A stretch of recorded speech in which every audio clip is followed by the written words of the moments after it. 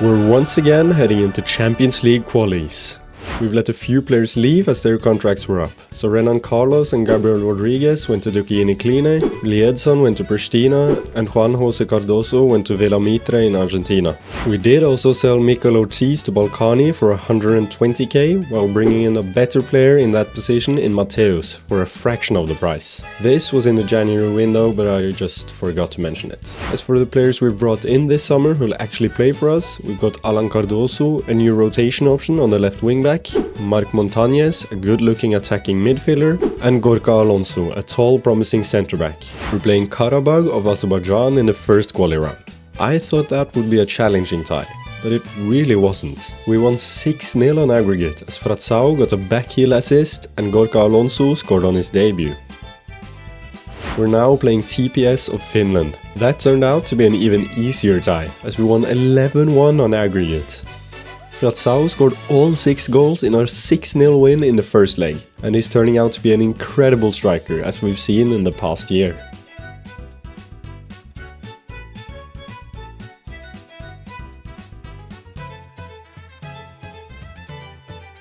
We then won 5-1 in the second leg, where Montañez got his first goal for the club as well, and it wasn't an ugly one. And by the way, we're now guaranteed to get some form of European football this season, but we obviously want to go for the holy grail that is Champions League football. And Dynamo Minsk is the next obstacle in the way. Once Dynamo Minsk had scored an offside goal, we woke up and took complete control of the first leg. In the end, we won 4-0 after a goal each from Gilvan and Almendra, and 2 goals from Fratsau.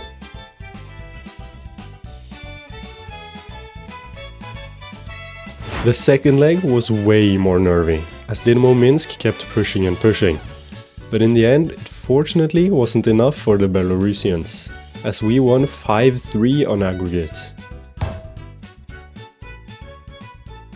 We're now just a 2-legged tie against Norwegian side Sandefjord away from the actual Champions League. By the way, in between the 2 legs against Dynamo Minsk, we played Balkany in the Kosovan Super Cup final. With a completely rotated side, we actually managed to win after goals from Suarez and Valiente.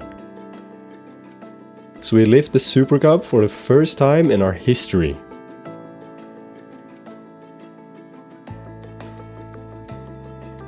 Before the first leg against Sandefjord, we win 2-0 against Veronikeli 74 in the first league game of the season, as Valiente keeps performing for us. Against Sandefjord, Marcelo Ryan gave the hosts an early lead with this bullshit goal. But we got an even more bullshit goal later on, as Mateus lost the ball to Sandefjord defender Boto. Boto then tried playing the ball to his keeper, but Fratsau was there and could just tap it into the open net. The game ended 1-1 despite us having some huge chances. But I'm actually not too disappointed by that result, as I've seen that we can definitely win this in the second leg. Before the second leg, Montañez and Suarez scored a beautiful free kick each against Liria. We won the game 4-0 in the end to continue our winning start in the league. Why not? In the second leg, we took control straight away. We got a pen after just 6 minutes as Mateus was tripped up. Fratsau scored the pen to give us the lead. Gilvan then really should have scored our second just minutes later, but 20 minutes later, Almendra scored as he picked up the loose ball after Corbalan's delivery.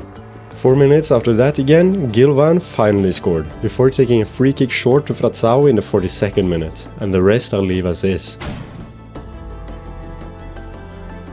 The Portuguese man would go on to get his hat-trick in the 84th. And after a consolation goal from Marcelo Ryan, we won 5-1 in the second leg and have qualified for the Champions League proper. I feel very good. Our league phase fixtures are as follows: Cervena Zvezda, Newcastle, Ajax and Bayer Leverkusen at home, and Fenerbahce, Chelsea, Shakhtar and Dortmund away.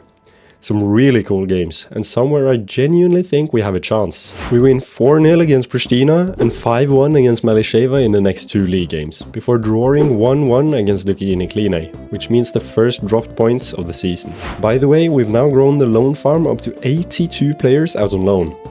We've done a lot these past 2 summers, and we're really starting to build up a decent pool of talent for the other Kosovan clubs. Our first official Champions League game. We're playing Crvena Zvezda, or Red Star Belgrade if you will. Before the game we got an email letting us know we have a 10,000 to 1 odds of winning the UCL this season. So that's very encouraging.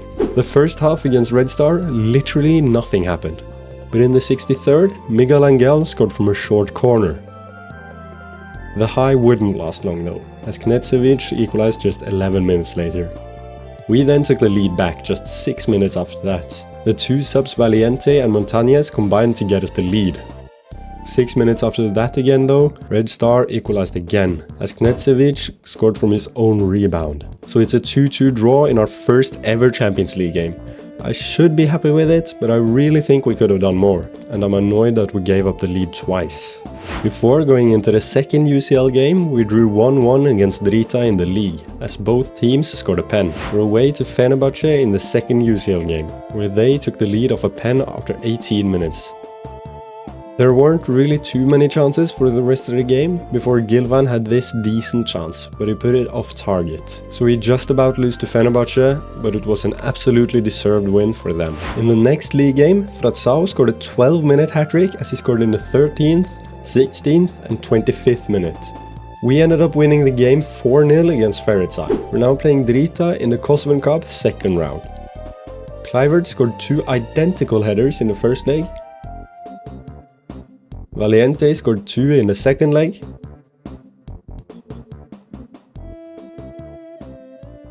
And Fratsau scored 1 in each of the 2 games to make it a 6-2 win on aggregate. We then won 4-1 against Lapi, with Cisse having his yearly howler of a mistake. Following that game we're playing Newcastle at home in the UCL. Newcastle have an incredible team, and Zinedine Zidane as manager. The team talk didn't really go to plan, and neither did the game. Wonder kid Javi scored a long-range effort in the 40th minute, which Cisse should be saving, but he didn't. Almendra did have a huge chance to equalize, but he put it wide. So we lost 1-0 to Newcastle, which I'm actually okay with. We're proving that we're actually here for a reason. We're not being pushed over easily, at least not yet. In the next 2 league games, Fratsau scored 5 goals. He got a brace in the 4-1 win against Vurstria, before scoring all 3 goals in the 3-0 win over Jelani.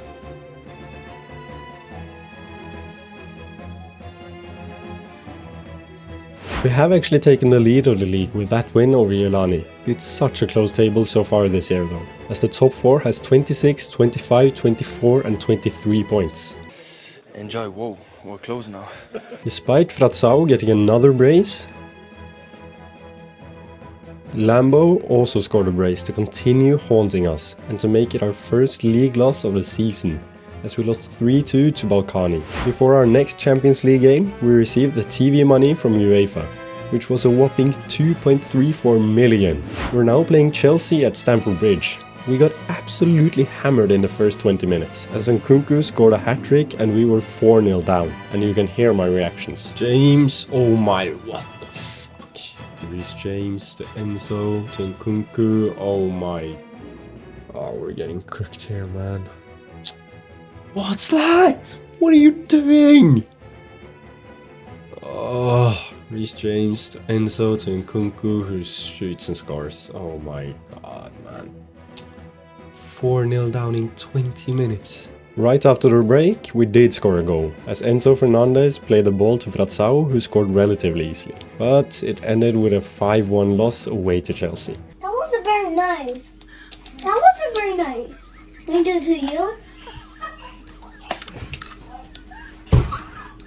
We're facing Shakhtar away in the next UCL game. Valiente picked up a loose ball after 19 minutes and squares it for Fratsau to tap in. Dejalo then somehow missed this just a couple minutes later.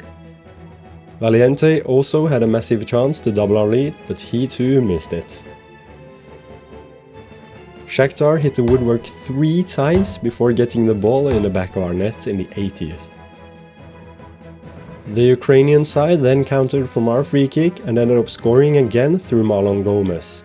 Thankfully and deservedly, we scored in the 90th through Montañez, as Almendra played an incredible pass to him. It ended 2-2 and we've now picked up 2 points in 5 UCL games. So it's not looking good for qualifying for the latter stages, but that isn't really the goal this season.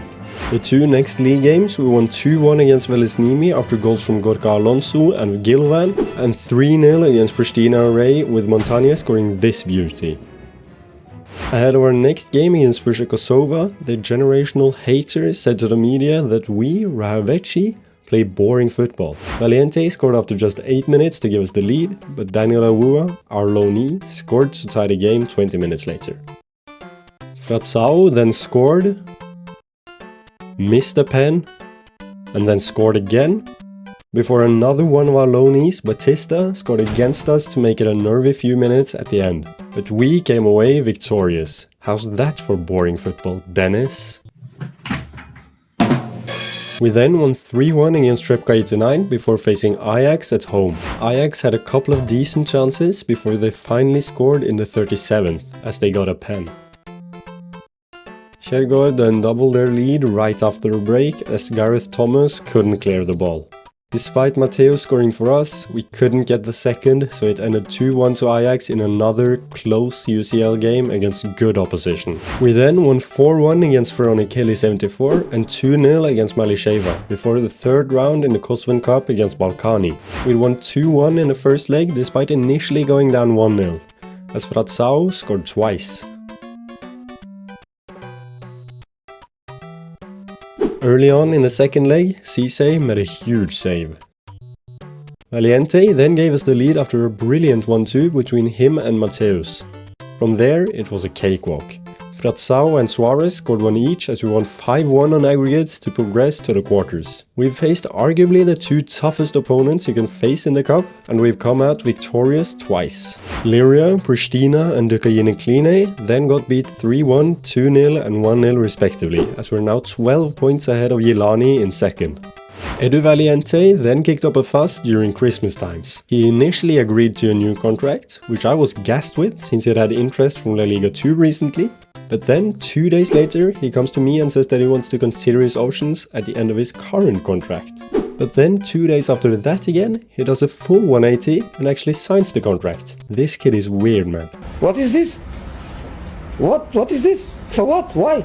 We now head into Kosovan Cup quarters against Kosovo, where Edu Valiente actually scored straight after signing the new contract.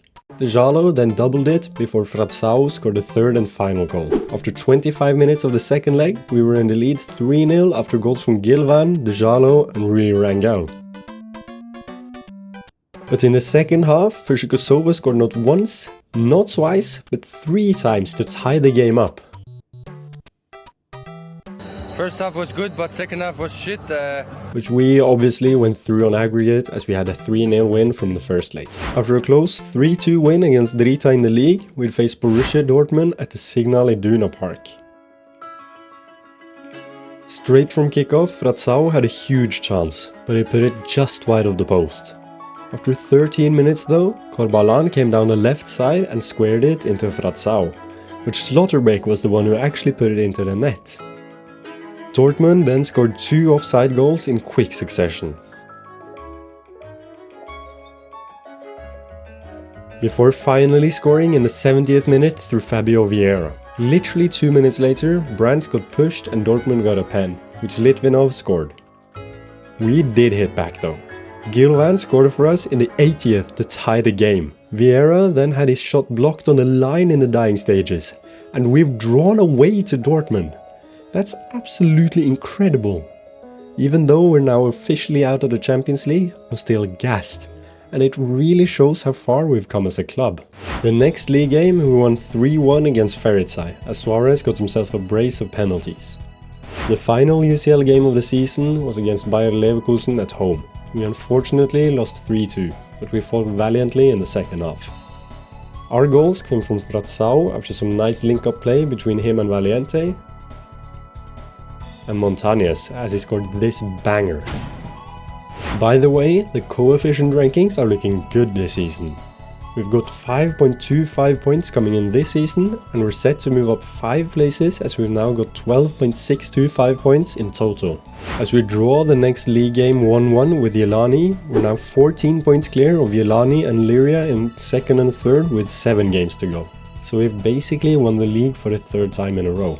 Fratsau then scored all 4 goals in the 4-1 hammering of Lapi, before we surprisingly drew 1-1 with Vustria. In the Kosovan Cup semi-final, we're up against Dukijini Kline. The first leg ended with a 2-2 draw where Xepi first scored the slowest header I've ever seen, and I don't understand how Ceesay doesn't get there. And then Ceesay palmed the ball straight to Hoti, who tapped it in to get Dukijini Kline's second. Fortunately, we ran them over in the second leg. Valiente scored first, then Gilvan, then Fratsau with this neat finish, and finally Suarez with an easy goal to put the icing on the cake and take us to our first ever Kosovan Cup final. And we're facing second tier side Drenica in the final, by the way. They beat our affiliate club Vlasnia from the third tier in the semi-final. The final is being played literally less than 3 days after the semis. Such an idiotic setup from the Kosovan FA, man. Because of this stupidity, we have to play an entirely rotated side in the final, since our players are knackered from the semi. Janvier scores for Drenica after 14 minutes. We then scored 2 offside goals in the 24th and 49th minutes, before Gareth Thomas finally equalizes for us in the 75th after an Almendra cross. Almendra then got his second assist as he squared it to Fratsau in the 83rd. The same two players then did the exact same in the 91st to put the result beyond all doubt and secure us our first ever Kosovan Cup. A few days later we win 2-0 against Balkani as Valiente and Dejalo score our goals. Before our title-deciding game against Velesnimi, there's been some developments in the manager situation at Drita. Their manager has been sacked, and guess who got hired by them? The Hater! That's absolutely brilliant, and I'm really looking forward to seeing how he gets on at the top team. Ladies and gentlemen, it's match day. After Gilvan scored an early offside goal, Alan Cardoso gave us the actual lead in the 26th minute against Velesnimi. Fratsau then scored our second offside goal of the day, before Velesnimi scored right after the break. Almendra then decided to do everything on his own, as he won the ball, drove up the pitch and finished it. Literally a minute later, Aroni Roberto scored for Velesnimi to tie the game. Almendra scored again to give the lead back to us, but then disaster struck. Ceesay got injured again. First, let me just give you some context in hindsight. Ceesay had been injured twice right before this game. First, he fractured his wrist in the game against Bayer Leverkusen. Then he sprained his wrist ligaments in the game against Vustria, and now he's been injured again. So our centre-back Gorka Alonso had to go in goal for the final few minutes as we'd used all our subs. In the 95th minute, the last thing that happened, Roberto hit the bar and Hellström shot straight after. But Alonso saved it, which means we've won the title for the 3rd year in a row. And we won the domestic treble.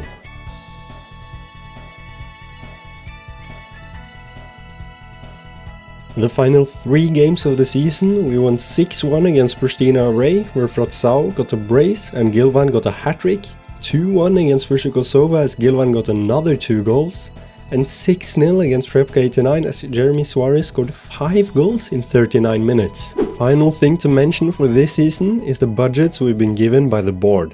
Just look at this. That's what the Champions League money will get you, I guess. Just give me the fucking money.